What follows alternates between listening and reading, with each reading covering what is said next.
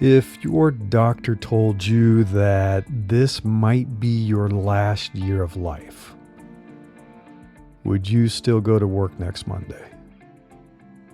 Would you still get out of bed, sign into your laptop, join the morning meeting, and it'd be the same old, same old? I'm guessing you wouldn't. I'm going to talk about that in this episode. How might you live life differently now?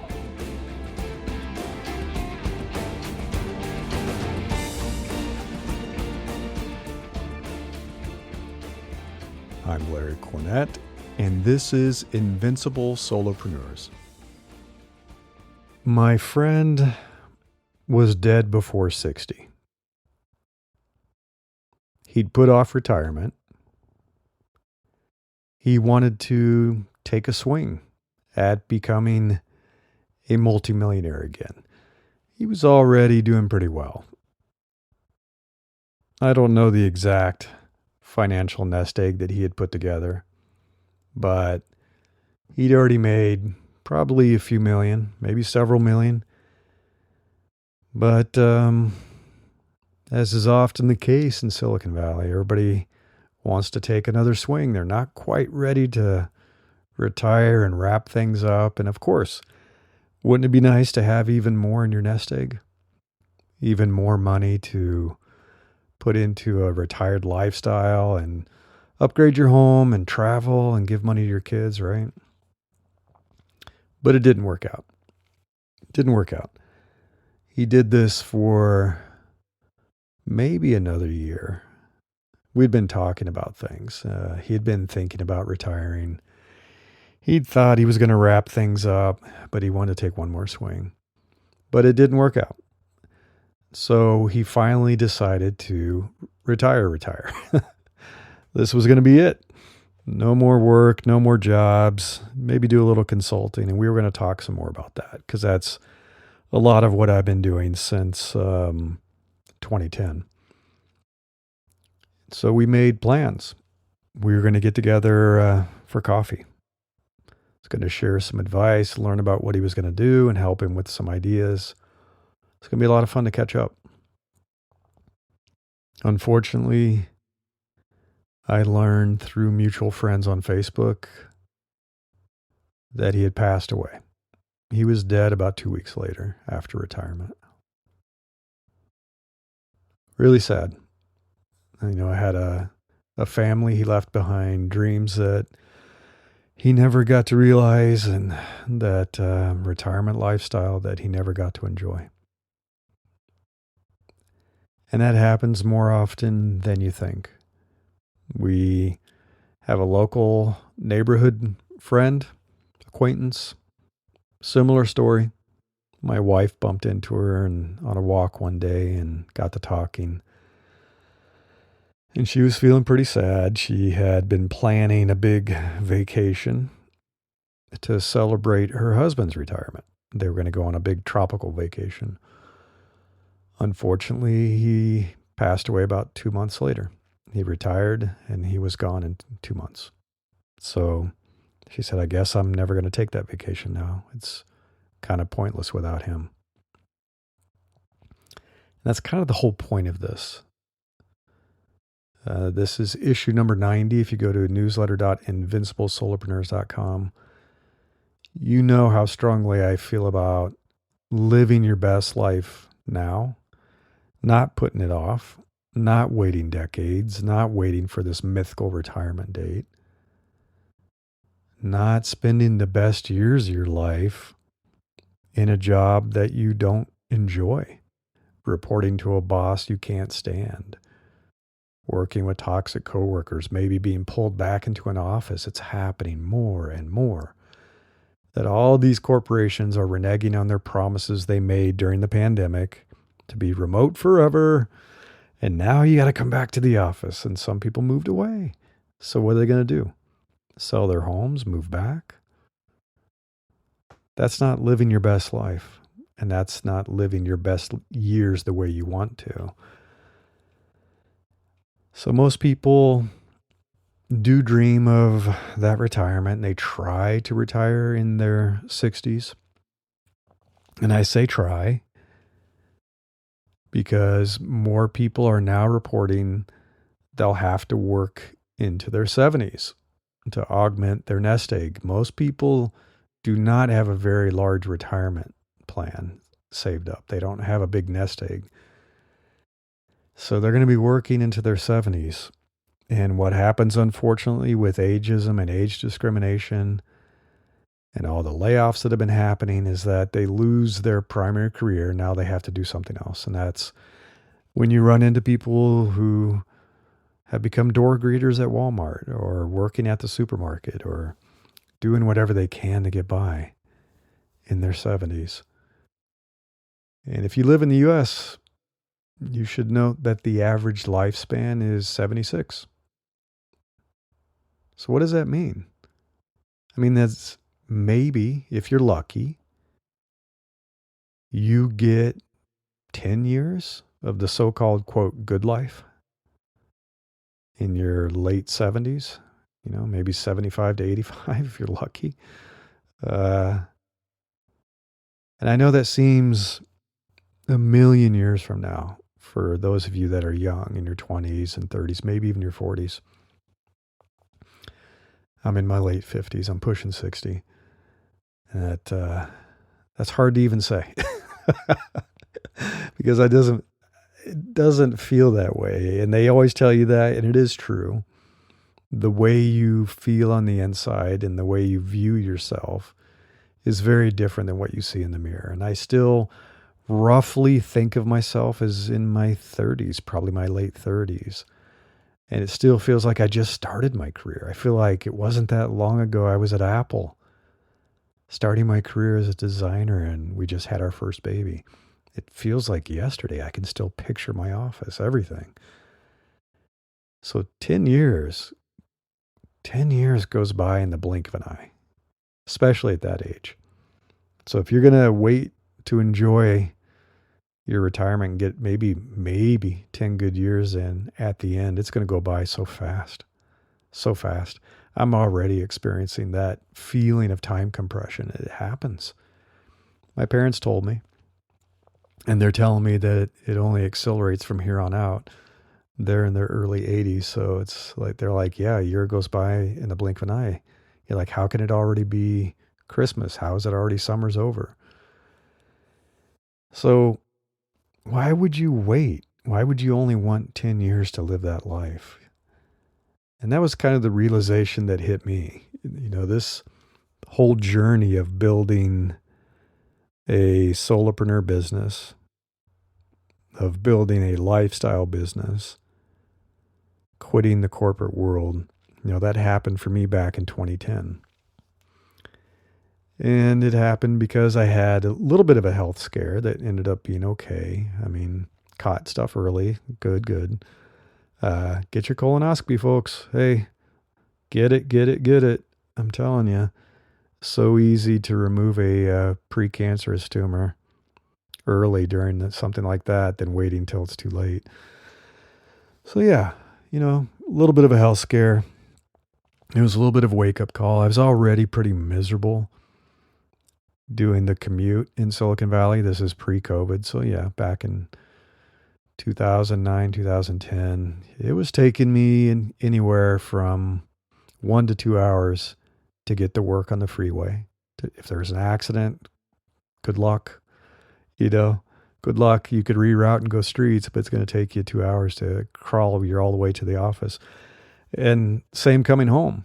And I had a day like that. I had a day where I spent 4 hours on the freeway, 4 hours of my life. I hit an accident going in, and so it took 2 hours to get to work. And I hit an accident coming home. And we had one highway that went up to where we lived, kind of in the Santa Cruz Mountains. There's no way around it. So I crawled all the way home. It took me 2 hours. I spent 4 hours of my life on the freeway. And I kind of snapped. I was like, hey, I already got a wake-up call. I'm already seeing that my life is going by, and I'm wasting it on the freeway? No way. Anyway, so yeah, I left the corporate world, thought I might go back. Did a little bit of interviewing and then was like, no, I can't do this anymore. I can't do this anymore. I'm a little too much of a free spirit. I'd been squelching that for a long, long time to fit into the corporate world. And it was already hard for me. It's great when you're working for a great boss you're learning from, not so great when it's not a great boss and you're irritated about working for this person. You're not learning from them and you just can't stand anything they tell you to do, right? But you have to suck it up. You have to suck it up. I just couldn't do it anymore. Couldn't do it anymore.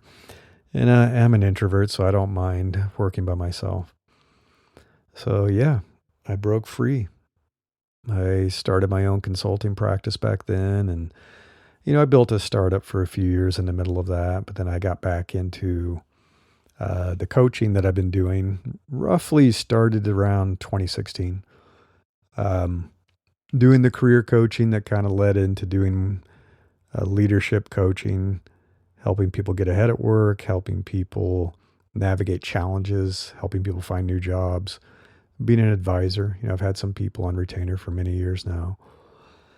And that kind of naturally progressed into business coaching, which is why I've started this Solopreneur newsletter and podcast, because a lot of people get to that point where they've had enough. They said enough is enough and they're ready to start their own business. But they don't want to retire fully. So they're trying to figure out, what can I do that I could enjoy, that I'm really good at, and that I won't feel like I'm wasting the best years of my life. And that's why I believe in building a solopreneur business, building a lifestyle business that can set you free. And then I've started doing a little bit of life coaching. It's kind of happened where some of my clients have said, hey, can I talk to you about issues that aren't related to work and career and stuff? And, I need some help. I need some guidance. So a little bit of that's going on too. But that's really kind of my point, is you should take a hard look at your life, at how you're living your life, and ask yourself, do you look forward to every Monday? Do you look forward to going to work every day? Do you enjoy what you're doing? You're reporting to someone good. You like your coworkers. You're learning. You're growing. You're making a difference in the world. And you're making good money, right? And if it's all true, then yeah, go for it. I'm not going to tell you to quit a job that you love, working for people you like, working with people you like. If you're making a difference in the world, do it. By all means. This journey to escape your 9-to-5 job isn't for everyone. Some people will never want to do it. It's just not their nature. Some people don't need to do it. They love their work. My kids love their jobs. They're doing pretty well with that. My brother loves his job. He's a surgeon. You can't really be a solopreneur surgeon, right? He loves it. He is changing people's lives. He's saving lives. And he is passionate about it. He has been for a long time. So yeah, no reason he should quit that. Makes no sense.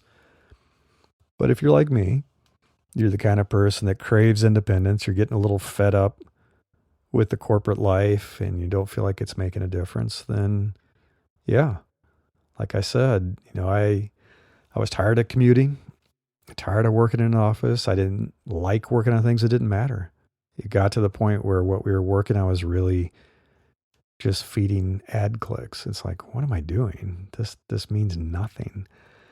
So yeah, I semi-retired, if you can call it that. I do work. I don't think I work the crazy hours I used to when I was a corporate exec. That was way crazier. But I still work quite a bit, but I love it. I love what I'm doing.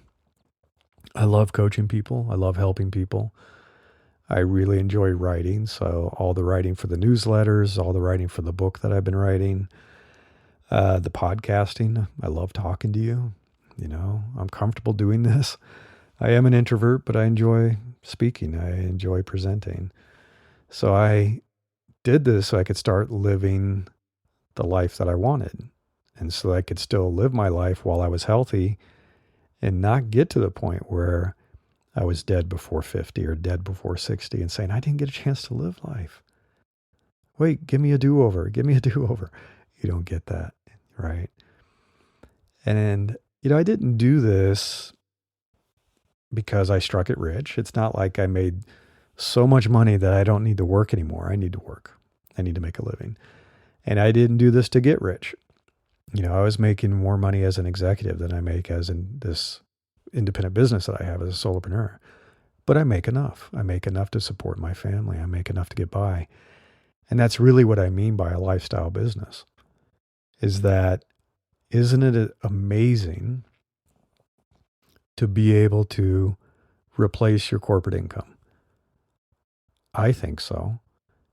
Isn't it amazing to replace your income and no longer have a boss?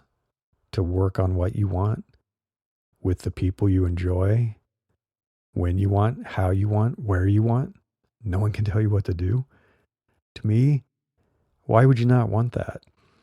I talk with some folks who are like, well, I only want to start a business if I can become a multimillionaire or if I have a chance of being a billionaire. It's like, so if that's not going to happen, then you just want to go in and kiss your boss's boots and put up with their garbage because you said you can't stand your boss and you hate what you're working on and the projects are meaningless.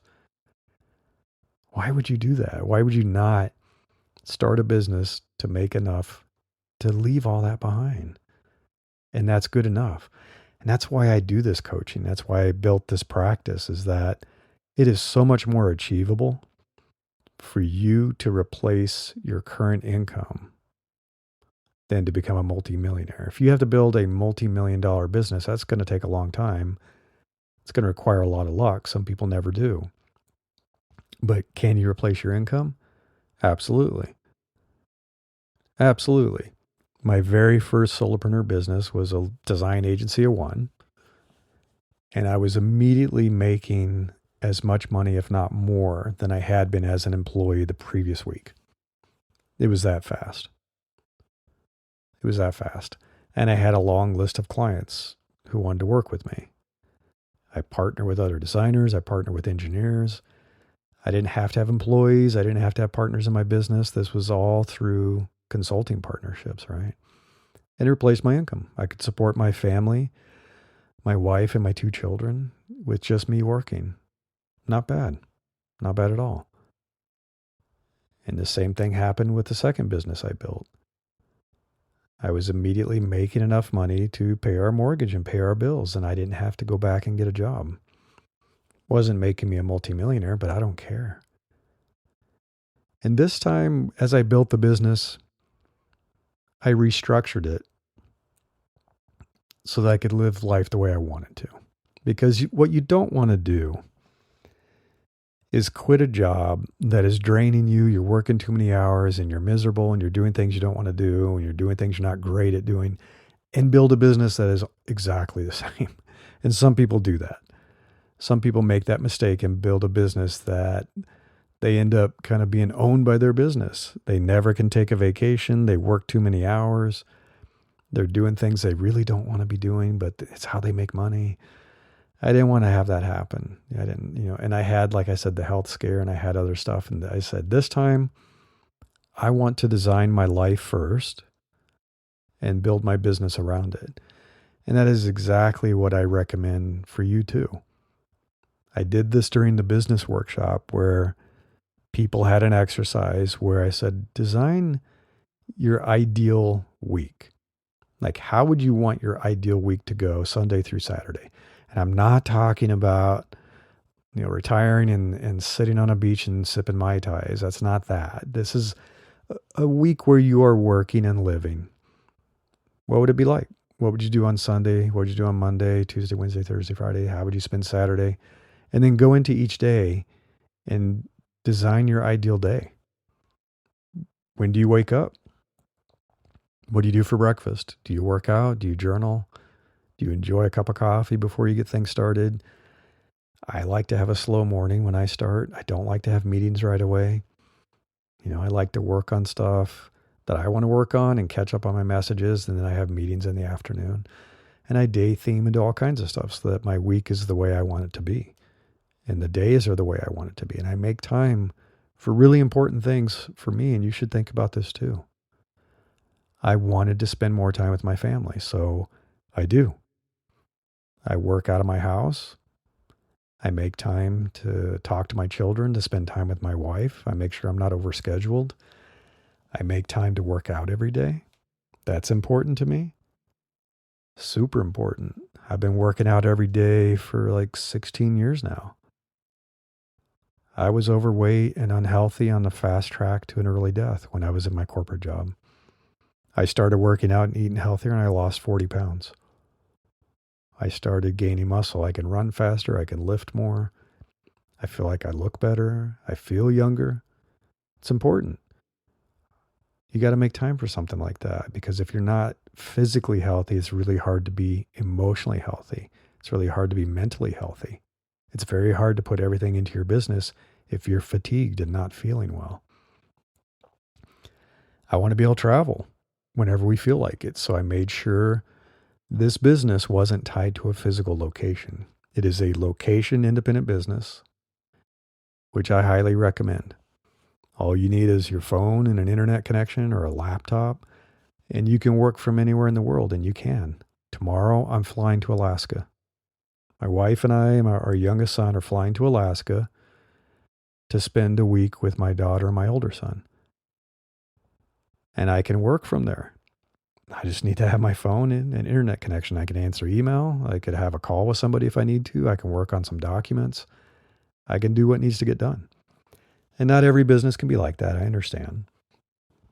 If you want to open a restaurant or you want to build physical goods that you need to ship and stuff like that, you probably need a location. But it is nice to be able to travel whenever we feel like it. And that is a big part of being a solopreneur. I don't have a partner who's like, oh, I need you here. We need to meet. I need to talk to you.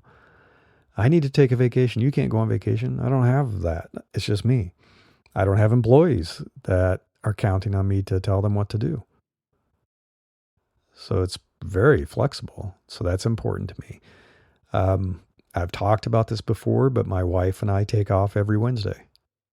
In the winter, spring, fall months, we go hiking. We go hiking in the forest, usually 5 to 6 hours. We'll go in the forest or we'll hike up the mountains. And we spend the whole day together. And we have lunch and dinner together. It's like a day date. I don't do any work. And we picked Wednesday because there's hardly anybody else out and about, right? Everybody's out on the weekends. That's important to us. We go skiing in the winter. So we go skiing all day on Wednesdays. So it's important to me. And because I've structured the business this way, it changed my mind about retirement.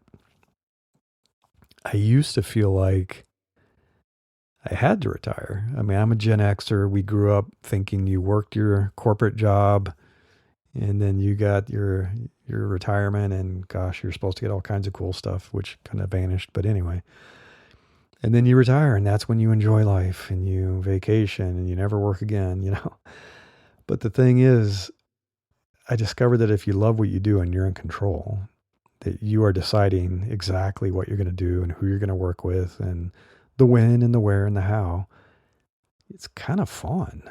I mean, it's work, but I like working when I am in charge. And maybe you do too. I don't mind work. I like work. So I no longer feel that need to fully retire, which is probably a good thing because research has also found that people who retire tend to pass away sooner than those who don't. If you don't have purpose, if you don't have something getting you out of bed every day, you kind of lose your drive and fire. And so, yeah, when you build your own business, you can create your ideal work and your ideal life and blend things appropriately. And what this allows you to do is to start living the life you've always wanted now. You don't need to wait until your late 50s or 60s or 70s. It's not as much fun traveling the world and trying to hike mountains in your 70s as it is in your 40s and 50s. I'm glad I started doing this long time ago, because we've had a lot of fun. We've had a lot of adventures. And it's only been possible because I made this transition. Because I didn't want to be that person that's on my deathbed with regrets. There is nothing worse than dying with regrets. Research has proven that time and again. People who do this for a living, like death doulas and counselors and people like that, when they ask the people who are dying, what is your Your biggest regret. What do you wish? And they're like, I wish I had done this. I wish I had taken a chance. I wish I'd traveled more. I wish I'd told that person I love them. I wish I'd written a book. I wish I'd learned how to dance. They don't say, I wish I'd worked more. I wish I'd got another job. That's not what they say. They wish they had taken bigger chances and lived a larger life. They don't want to die with regrets. And it's really important. It's really important. I mentioned my previous health scare that happened, and I just had another one last week. So it's something I would recommend for everybody that's listening. A friend of mine recommended this to me, and I am thankful to him forever. It's called a coronary calcium scan. It basically is a quick CT scan. It took like 15 minutes. My doctor had to give me a referral so I could go do it. I think I had to pay out of pocket like $250. Yours might be covered, but it scans your heart and the arteries around your heart to see if you have any blockages, if you have calcified plaque.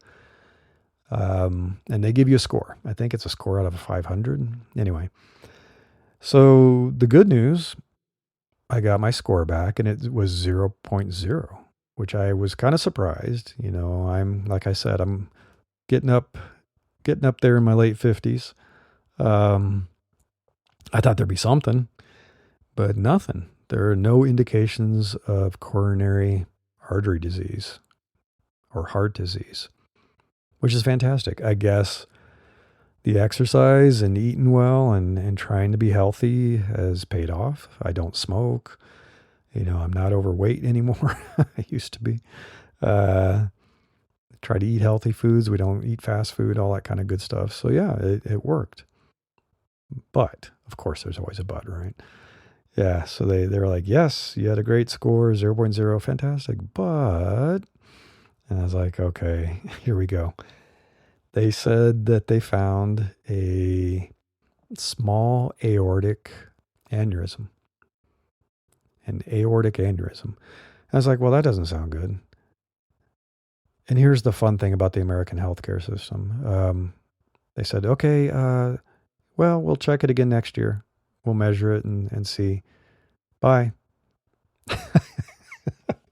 So I'm like, wait a second, click. I'm like, can you explain that more to me? Like, what is it exactly?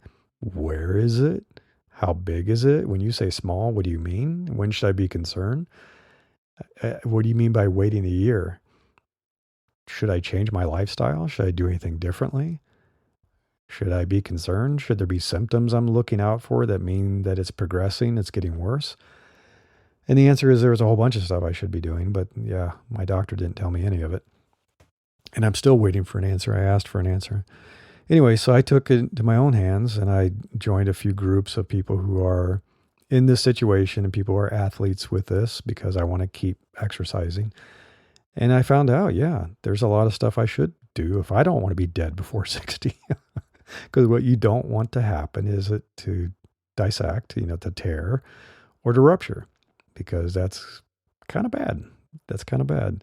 It could mean emergency surgery. It could mean you're a goner, right? So yeah, I got to be careful. I have to be a little more careful about my weightlifting. I'm a heavy power lifter and I enjoy it, but now I've got to give up some of that. I've got to keep my blood pressure under control. It's fantastic, but I have to make sure it doesn't spike like when I'm exercising and lifting. Got to keep my heart rate down, which is also, it's good. But again, it spikes when you exercise. So the biggest question for me is like, how hard can I exercise? Because I want to keep doing that. Because I ironically tell you, you should keep exercising because that's going to be a huge help for your health so that this doesn't progress. But don't do it too much or too hard, or it's going to risk everything. A lot of unanswered questions, but I'm digging into it. But that's my whole point. The funny thing is, when this hit, my first thought was, thank goodness I quit my corporate job back in 2010. Thank goodness. I feel like I've had a second life. I feel like I've been able to live the life that I've wanted, spending time with my family, being healthy, traveling, having adventures, building businesses, meeting incredible people, some of you that are listening. It has been an amazing life. And of course, I want to keep living. I want to meet my grandchildren. They aren't here yet, but they will be one day. I'd like to play with my grandchildren. I'd like to have several more years. I'm taking care of myself. I thought I'd have another 20, 30 years. Who knows? I don't know. But I'll tell you, if I do pass away, if something does happen, I'm not going to feel like I missed out. I don't feel like I have a lot of regrets. I used to. Easily. If I look back at my life in 2009, 2010, before I quit, so many regrets and so many wishes and so many things that I feel like I hadn't lived. So I went after it and I did it. I took a leap of faith and focused on just building enough to be a lifestyle business so I could not have to go back to that corporate life, not live on the freeway, not waste my days, not seeing my kids, not having breakfast with them, not tucking them in at night. Ridiculous. So I feel thankful. I feel like I've had a great life, even though I'm not even 60. And that's all because I took this chance. So I want that for you. Either you love what you do, you love your job, you love what you're doing, and you could seriously say you have no regrets, or it's time for a change. It's time for a change. You've got to start planning to figure out, how do I escape this 9 to 5? How do I find a way to fund my freedom? How do I build a business that can cover my expenses so that I don't have to have a job for anyone else anymore? I don't have to work for anyone else anymore. I can build a business that I enjoy doing, that I'm good at doing, that I'm helping people I care about. I'm making a difference in this world. That's what I want for you. I want you to live life as large as possible so that you don't have regrets, because we never know how much time we have left. That's it. That's my wish for you. Until next time, I wish you the best of luck with building the business of your dreams.